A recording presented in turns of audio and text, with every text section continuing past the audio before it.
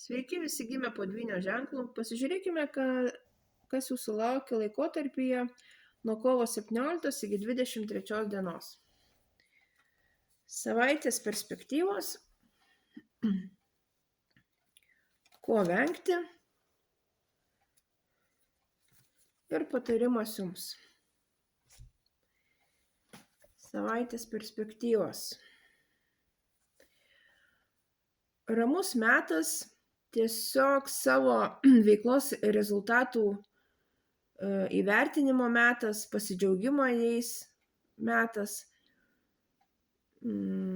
tiesiog pagalvojimas, ką dar galima padaryti, kaip pasiekti finansinės laisvės ar išspręsti kažkokius tai finansinius reikalus. Ko vengti? Venkite vėjavaikiškumo, užsisėdėjimo kažkokiose tai savo iliuzijose,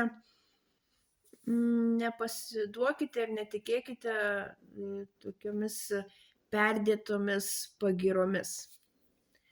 Ir patarimas jums. Nepasiduokit slogiom nuotaikom, depresijom, nusivylimui. Tiesiog toks laikotarpis, kai reikia tas emocijas išjausti, bet jom nepasiduoti. Leiskite pasibaigti tam, kas jau turi būti pabaigta, ir